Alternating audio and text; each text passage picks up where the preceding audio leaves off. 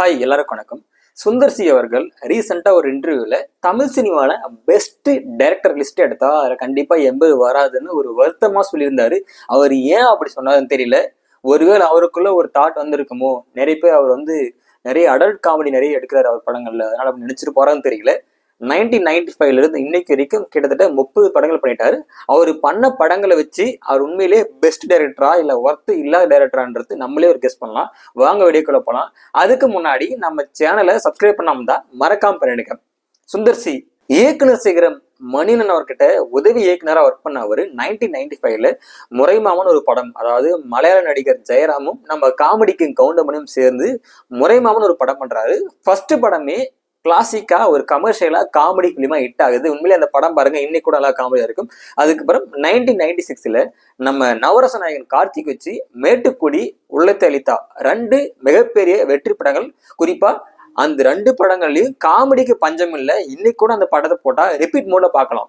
உள்ளத்தை அளித்தா, மேட்டுக்குடி. இதுக்கு காரணம் கவுண்டமணி, கார்த்திக் அவங்களுடைய காம்பினேஷன்ல வந்த எல்லா காமெடியும் சூப்பரா இருக்கும். 1997ல நம்ம சூப்பர் ஸ்டார் ரஜினி சார் கூட ஒரு படம் பண்றாரு. அந்த படம் தான் அருணாச்சலம் படம். இவருடைய கேரியர்ல ஒரு முக்கியமான படம் சொல்லலாம். ஏன்னா சூப்பர் ஸ்டார் அப்பெல்லாம் பயங்கர மிகப்பெரிய ஸ்டாரா இருந்தாரு. அவரு சுந்தர் சிக்கு சான்ஸ் கொடுத்து ஒரு படம் பண்றாரு. அந்த படம் கமர்ஷியலா ஹிட் ஆகுது. இப்படி ஹிட் ஆனா கூட 2003 தான் சுந்தர் சியோட சினிமா கேரியர்ல மிக முக்கியமான ஆண்டுன்னு சொல்லலாம். ஏன்னா அந்த ஆண்டுல ரெண்டு படம் வருது. ஒன்னு வின்னர் படம், இன்னொன்னு அன்பே சிவம். நிறைய பேர் நினைச்சிருப்பாங்க வின்னர்லாம் மிகப்பெரிய காமெடி படம். அந்த படத்துல கைப்பொழுதான் மொத்தப்படுத்தி தாங்கி பிடித்தாரு. அந்த படத்துல அவர் ஒவ்வொரு வடிவல் டைலாக் காட்டும் மிகப்பெரிய வெற்றி அடைஞ்சது. அடிச்ச கைப்புள்ளிக்கே இந்த நிலைமைனா அடி வாங்கினவன் உயிரிழப்ப நினைக்கிறியா, அந்த காமெடி ஆகட்டும் சரி. கட்டதுரைக்கு கட்டமே சரியில்லை, நம்ம கூட விளையாடுறதே பொலவா போச்சு, அந்த காமெடி சரி. மொத்தமா காமெடியை அந்த பொறுத்த வரைக்கும் வின்னர் படத்துல வடிவேலு எங்கெங்க வராரோ அந்த எல்லா இடமும் மிகப்பெரிய சூப்பரா இருக்கும். இன்னொரு பக்கம் அன்பே சிவம்.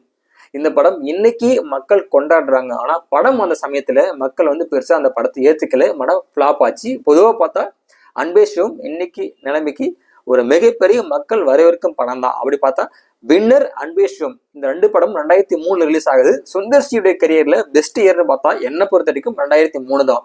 அதுக்கப்புறமா நிறைய படங்கள் பண்றாரு. ஒரு கட்டத்துக்கு மேல அவரு இயக்குனர் தாண்டி நடிகர் சொல்லிட்டு நிறைய படங்கள் பண்றாரு.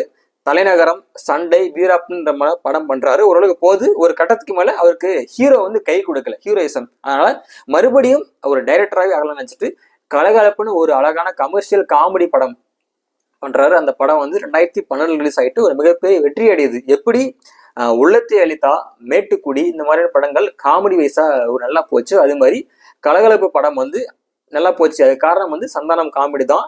எப்படி சுந்தர் சிக்கு கவுண்டமணியும் வடிவேலும் காமெடிக்கு கை கொடுத்தாங்களோ அதே மாதிரி அடுத்த ஜென்ரேஷன்ல நம்ம சந்தானமும் ஒரு மிகப்பெரிய கை கொடுத்தாரு.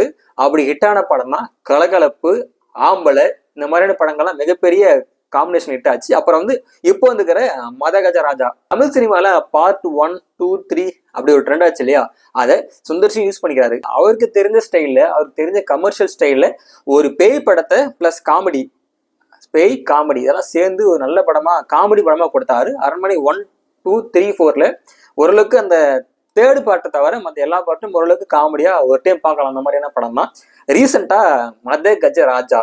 விஷால், சுந்தர் சி, சந்தானம் இவங்க கூட்டணியில ஒரு சூப்பரான ஒரு காமெடி பொழுதுபோக்கு படம் அமைஞ்சிருக்கு. இந்த படம் 2012, 13 ரிலீஸ் ஆக வேண்டியது. ஏதோ சில காரணங்களால ஒரு 10-12 வருஷம் தள்ளி போயிட்டு இப்ப 2025ல ரிலீஸ் ஆயிருக்கு. உண்மையிலேயே கலகலப்பு படம் எப்படியோ, ஆம்பளை படம் எப்படியோ, முறைமாமன், உள்ளத்தளித்தா இந்த மாதிரி வின்னர் படங்கள் இந்த மாதிரி எல்லா ஜானர்ல கண்டிப்பா மத கஜ ராஜாக்கு இடம் இருக்கு.